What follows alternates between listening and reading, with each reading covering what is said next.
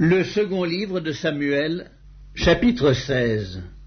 Lorsque David eut un peu dépassé le sommet, voici Tsiba, serviteur de Méphibosheth, vint au-devant de lui avec 2 ânes bâtés sur lesquels il y avait 200 pains, 100 masses de raisins secs, 100 de fruits d'été et une outre de vin.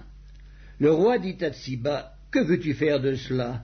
Et Tsiba répondit, « Les ânes serviront de monture à la maison du roi, le pain et les fruits d'été sont pour nourrir les jeunes gens, et le vin pour désaltérer ceux qui seront fatigués dans le désert. » Le roi dit, « Où est le fils de ton maître ?» Et Tsiba répondit au roi, « Voici, il est resté à Jérusalem, car il a dit, « Aujourd'hui la maison d'Israël me rendra le royaume de mon père. » Le roi dit à Tsiba, « Voici, tout ce qui appartient à Méphibosheth est à toi. » Et Tsiba dit, « Je me prosterne, que je trouve grâce à tes yeux, ô roi mon seigneur. » David était arrivé jusqu'à Bacurim, et voici, il sortit de là un homme de la famille et de la maison de Saül, nommé Shimei, fils de Guéra. Il s'avança en prononçant des malédictions, et il jeta des pierres à David et à tous les serviteurs du roi David, tandis que tout le peuple et tous les hommes vaillants étaient à la droite et à la gauche du roi. Shimei parlait ainsi en le maudissant. « Va-t'en, va-t'en, homme de sang, méchant homme. L'Éternel fait retomber sur toi tout le sang de la maison de Saül, dont tu occupais le trône, et l'Éternel a livré le royaume entre les mains d'Absalom, ton fils. Et te voilà malheureux comme tu le mérites, car tu es un homme de sang. » Alors Abiscaï, fils de Tséruja, dit au roi, « Pourquoi ce chien mort maudit-il le roi, mon seigneur? Laisse-moi, je te prie, aller lui couper la tête. » Mais le roi dit, « Qu'ai-je à faire avec vous, fils de Tséruja? S'il maudit, c'est que l'Éternel lui a dit, maudit David. Qui donc lui dira, pourquoi agis-tu ainsi? » Et David dit à Abiscaï et à tous ses serviteurs, « Voici, mon fils qui est sorti de mes entrailles en veut à ma vie, à plus forte raison ce Benjamite. Laissez-le et qu'il maudisse, car l'Éternel le lui a dit. Peut-être l'Éternel regardera-t-il mon affliction et me fera-t-il du bien en retour des malédictions d'aujourd'hui. » David et ses gens continuèrent leur chemin. Et Shimei marchait sur le flanc de la montagne près de David, et en marchant, il maudissait, il jetait des pierres contre lui, il faisait voler la poussière. Le roi et tout le peuple qui était avec lui arrivèrent à Agéphim, et là ils se reposèrent. Absalom et tout le peuple, les hommes d'Israël, étaient entrés dans Jérusalem, et Achitophel était avec Absalom. Lorsqu'Uscaï, l'Archien, ami de David, fut arrivé auprès d'Absalom, il lui dit, « Vive le roi, vive le roi !» Et Absalom dit à Uscaï, « Voilà donc l'attachement que tu as pour ton ami. Pourquoi n'es-tu pas allé avec ton ami ?» Uscaï répondit à Absalom, « C'est que je veux être à celui qu'ont choisi l'Éternel et tout ce peuple et tous les hommes d'Israël, et c'est avec lui que je veux rester. D'ailleurs, qui servirai-je? Ne sera-ce pas son fils? Comme j'ai servi ton père, ainsi je te servirai. » Absalom dit à Achitophel, « Consultez ensemble, qu'avons-nous à faire ?» Et Achitophel dit à Absalom, « Va vers les concubines de ton père, qu'il a laissées pour garder la maison. Ainsi tout Israël saura que tu t'es rendu odieux à ton père, et les mains de tous ceux qui sont avec toi se fortifieront. » On dressa pour Absalom une tente sur le toit, et Absalom alla vers les concubines de son père, aux yeux de tout Israël. Les conseils donnés en ce temps-là par Achitophel avaient autant d'autorité que si l'on eût consulté Dieu lui-même. Il en était ainsi de tous les conseils d'Achitophel, soit pour David, soit pour Absalom.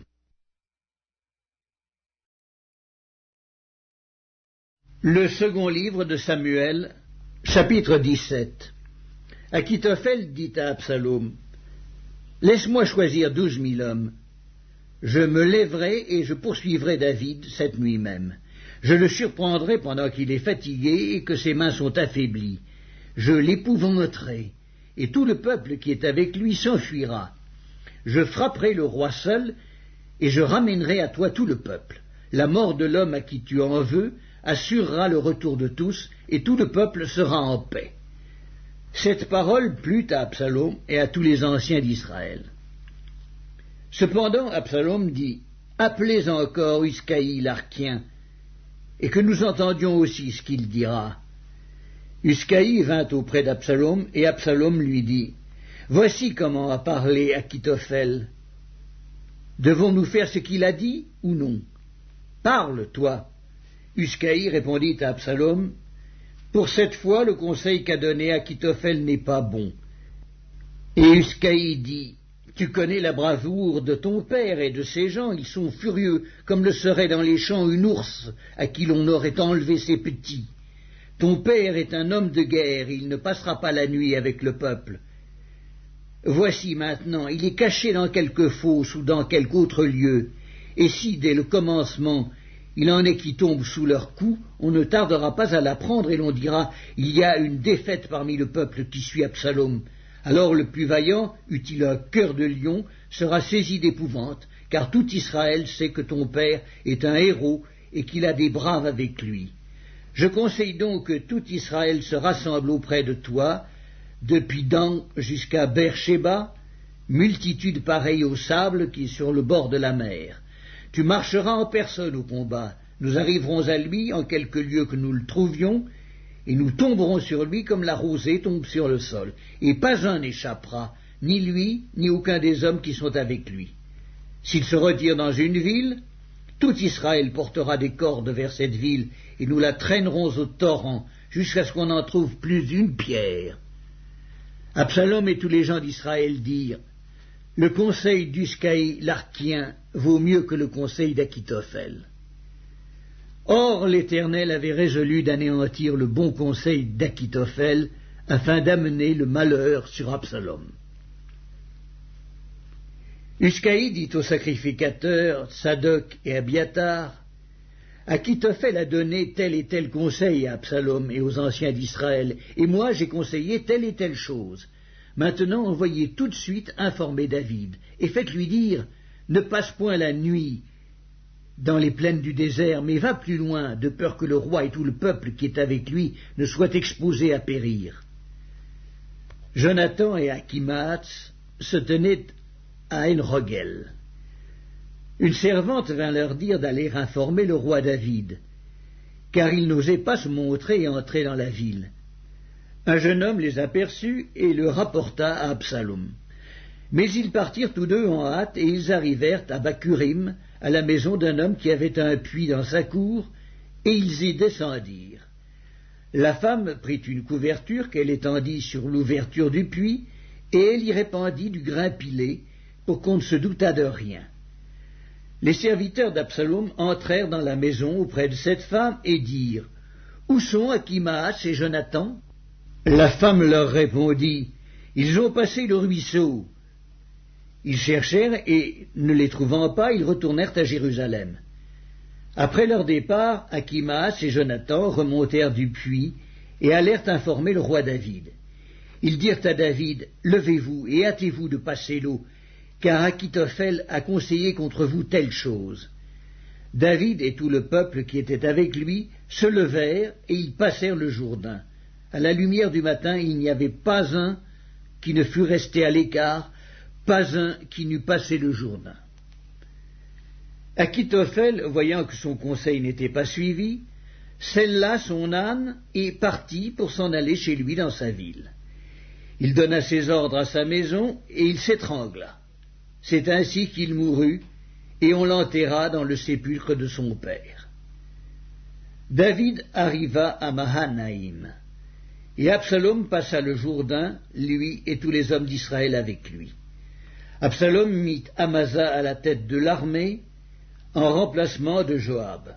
Amasa était fils d'un homme appelé Jitra, l'Israélite, qui était allé vers Abigal, fille de Nachash et sœur de Tseruja, mère de Joab. Israël et Absalom campèrent dans le pays de Galaad. Lorsque David fut arrivé à Manaïm, Shobi, fils de Nachash, de Rabat, des fils d'Ammon, Makir, fils d'Ammiel, de Lodbar, et Barzilai, le Galaadite, de Roglim, apportèrent des lits, des bassins, des vases de terre, du froment, de l'orge, de la farine, du grain rôti, des fèves, des lentilles, des grains rôtis, du miel, de la crème, des brebis et des fromages de vache. Ils apportèrent ces choses à David et au peuple qui était avec lui, afin qu'ils mangeassent. Car ils disaient, ce peuple a dû souffrir de la faim, de la fatigue et de la soif dans le désert. Le second livre de Samuel, chapitre 18. David passa en revue le peuple qui était avec lui, et il établit sur eux des chefs de milliers et des chefs de centaines. Il plaça le tiers du peuple sous le commandement de Joab, le tiers sous celui d'Abiscaï, fils de Tseruja, frère de Joab, et le tiers sous celui d'Ittaï de Gath. Et le roi dit au peuple, « Moi aussi je veux sortir avec vous. » Mais le peuple dit, « Tu ne sortiras point, car si nous prenons la fuite, ce n'est pas sur nous que l'attention se portera, et quand la moitié d'entre nous succomberait, on n'y ferait pas attention. Mais toi, tu es comme 10 000 de nous, et maintenant il vaut mieux que de la ville tu puisses venir à notre secours. » Le roi leur répondit, « Je ferai ce qui vous paraît bon. » Et le roi se tint à côté de la porte, pendant que tout le peuple sortait par centaines et par milliers. Le roi donna cet ordre à Joab, à Abiscaï et à Ittaï. « Pour l'amour de moi, doucement avec le jeune Absalom. » Et tout le peuple entendit l'ordre du roi à tous les chefs au sujet d'Absalom. Le peuple sortit dans les champs à la rencontre d'Israël, et la bataille eut lieu dans la forêt d'Éphraïm.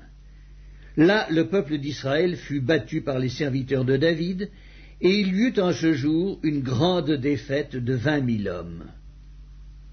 Le combat s'étendit sur toute la contrée, et la forêt dévora plus de peuple ce jour-là que l'épée n'en dévora. Absalom se trouva en présence des gens de David. Il était monté sur un mulet. Le mulet pénétra sous les branches entrelacées d'un grand térébinthe, et la tête d'Absalom fut prise au térébinthe. Il demeura suspendu entre le ciel et la terre, et le mulet, qui était sous lui, passa outre.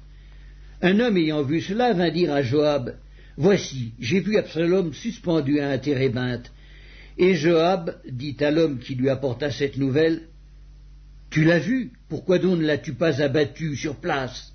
Je t'aurais donné 10 cycles d'argent et une ceinture. » Mais cet homme dit à Joab, « Quand je pèserai dans ma main 1000 cycles d'argent, je ne mettrai pas la main sur le fils du roi, car nous avons entendu cet ordre que le roi t'a donné à toi et à Abiscaï et à Ittaï. Prenez garde chacun au jeune Absalom. Et si j'eusse attenté perfidement à sa vie, rien n'aurait été caché au roi, et tu aurais été toi-même contre moi. » Joab dit, « Je ne m'arrêterai pas auprès de toi. » Et il prit en main 3 javelots, et les enfonça dans le cœur d'Absalom, encore plein de vie, au milieu du térébinthe. 10 jeunes gens qui portaient les armes de Joab entourèrent Absalom, le frappèrent et le firent mourir. Joab fit sonner de la trompette, et le peuple revint, cessant ainsi de poursuivre Israël, parce que Joab l'en empêcha. Ils prirent Absalom, le jetèrent dans une grande fosse au milieu de la forêt, et ils mirent sur lui un très grand monceau de pierres. Tout Israël s'enfuit, chacun dans sa tente.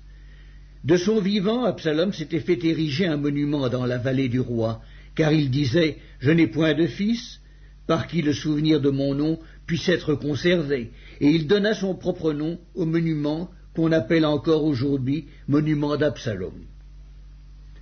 Achimaas, fils de Tsadok, dit « Laisse-moi courir et porter au roi la bonne nouvelle que l'Éternel lui a rendu justice en le délivrant de la main de ses ennemis. » Joab lui dit « Ce n'est pas toi qui dois porter aujourd'hui les nouvelles, tu les porteras un autre jour, mais non aujourd'hui, puisque le fils du roi est mort. » Et Joab dit à Cushi, « Va et annonce au roi ce que tu as vu. » Cushi se prosterna devant Joab et courut.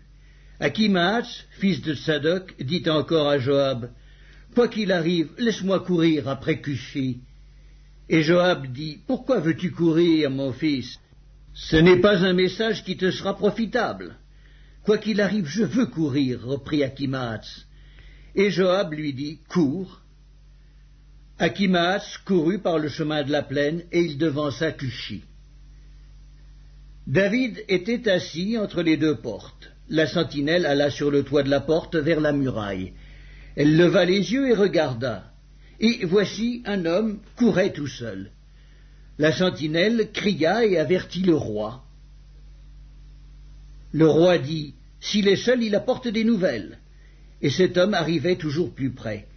La sentinelle vit un autre homme qui courait, et elle cria au portier, « Voici un homme qui court tout seul. » Le roi dit, « Il apporte aussi des nouvelles. » La sentinelle dit, « La manière de courir du premier me paraît celle d'Akhimaatz, fils de Tsadok. » Et le roi dit, « C'est un homme de bien, il apporte de bonnes nouvelles. » Akhimaatz cria et dit au roi, « Tout va bien. » Il se prosterna devant le roi, la face contre terre, et dit, « Béni soit l'Éternel ton Dieu, qui a livré les hommes qui levaient la main contre le roi mon seigneur. » Le roi dit, « Le jeune Absalom est-il en bonne santé ?» Akhimaatz répondit, « J'ai aperçu un grand tumulte au moment où Joab envoya le serviteur du roi et moi ton serviteur, mais je ne sais pas ce que c'était. » Et le roi dit, « Mets-toi là de côté. » Et Akhimaatz se tint de côté. Aussitôt arriva Cushi, et il dit, « Que le roi mon seigneur apprenne la bonne nouvelle. Aujourd'hui l'Éternel t'a rendu justice en te délivrant de la main de tous ceux qui s'élevaient contre toi. » Le roi dit à Cushi, « Le jeune homme Absalom est-il en bonne santé ?» Cushi répondit, « Qu'il soit comme ce jeune homme, les ennemis du roi mon seigneur, et tous ceux qui s'élèvent contre toi pour te faire du mal. » Alors le roi, saisi d'émotion, monta dans la chambre au-dessus de la porte et pleura. Il disait en marchant, « Mon fils Absalom, que ne suis-je mort à ta place? Absalom, mon fils, mon fils. »